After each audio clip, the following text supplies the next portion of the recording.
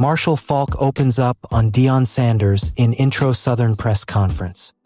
Marshall Faulk stood at the podium for his first press conference as head coach of the Southern Jaguars, carrying not just pride, not just excitement, but a deep and unmistakable gratitude toward the man who helped pull him back into the sport he once believed had passed him by. Because 1 year ago, Faulk, a Pro Football Hall of Famer, a generational talent, a New Orleans icon, thought his football journey was over until Deion Sanders extended a hand and offered him a lifeline in Boulder, where Coach Prime brought him onto the Colorado staff and reignited something inside him he didn't realize he'd been missing.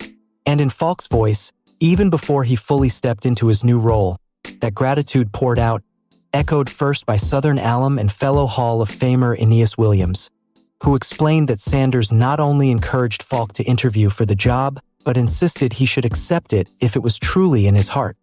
Though Williams made it clear that Sanders would miss him dearly. When Faulk finally spoke, he didn't hide emotion or humility. Instead, he leaned into it, admitting he never imagined he'd one day be a college head coach, calling it a calling, not a dream, one that people had whispered to him for 2 decades, but one he only truly discovered when he arrived in Colorado under Sanders' leadership and felt, in his own words, that spark, that purpose, that sense of responsibility to teach the next generation how to play the game the right way. In just 1 season as Colorado's running backs coach, his first time on a coaching staff since retiring as a player, Faulk instantly became a bright spot on a staff full of off-season questions, helping transform a running game that had been stagnant for years into a unit that surpassed 100 rushing yards 9 times, a dramatic leap forward for a program that had managed that feat only 6 times in the previous 2 seasons combined. And even after leaving ahead of the Kansas State finale to finalize his contract with Southern, the impact of his teachings was still evident. The Buffs topped the century mark again, pushing their season rushing total to more than 1,500 yards after barely cracking 800 the year before, a turnaround powered not by one superstar but by depth, development, and versatility.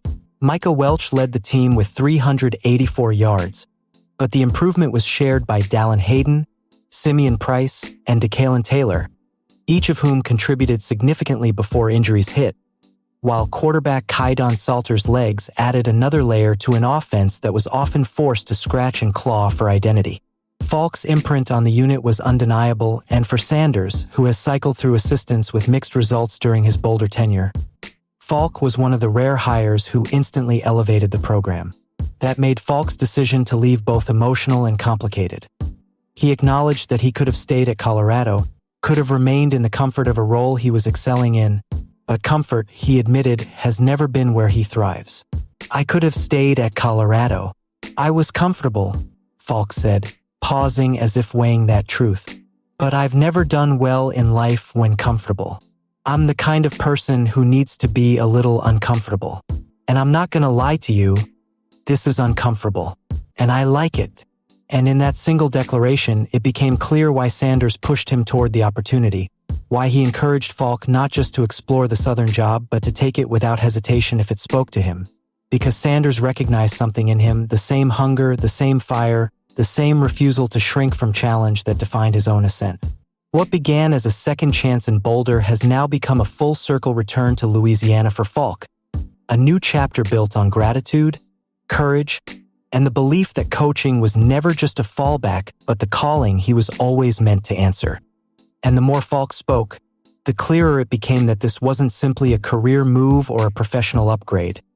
It was a reclamation of purpose, a rediscovery of identity, something that had been buried deep beneath the years of retirement, broadcasting, and life beyond the field, but something that Deion Sanders, perhaps more than anyone else, understood still lived inside him.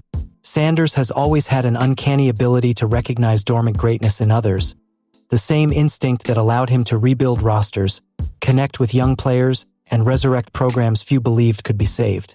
With Faulk, he saw not just a former superstar but a teacher in waiting, a mentor with the rare ability to translate personal greatness into collective improvement. And in Boulder, that talent erupted instantly. Faulk wasn't just coaching footwork or technique. He was rebuilding confidence, reshaping habits, rekindling competitiveness in a running back room that had long struggled to find consistency. Players spoke about how he simplified the game, how he made them believe in themselves again, how he carried himself with a mix of humility and Hall of Fame authority that demanded respect without ever asking for it. His presence grounded an offense that was constantly in flux, constantly adjusting to quarterbacks coming and going, constantly fighting uphill battles behind an inconsistent offensive line, and yet through it all, Faulk found ways to produce steady progress. And when he left, it wasn't because he gave up on Colorado. It was because Colorado had given him back the belief that he still had more to give the sport.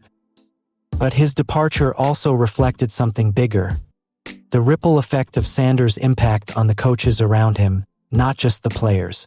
For all the scrutiny he faces, for all the criticism about staff turnover and structural instability, the truth that Faulk's hiring and development revealed is that Sanders is capable of elevating those who buy into his mission, capable of turning former legends into modern leaders, capable of transforming the arc of someone's post-playing life in the span of a single season.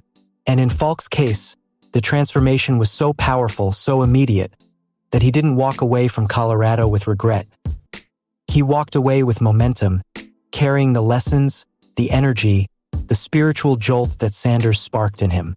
Southern University isn't just getting a Hall of Famer. They're getting a coach sharpened by adversity, disciplined by experience, and fueled by the rediscovered fire that Sanders helped reignite.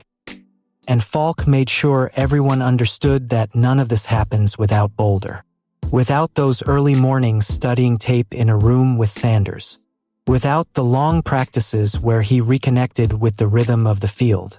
Without the moments he realized players were looking at him the same way he once looked at older mentors, with trust, expectation, and a hunger to learn. He felt that responsibility settle on him, and it awakened something he thought had gone quiet forever. So when he spoke of Southern being a calling, he meant it literally. He wasn't chasing prestige.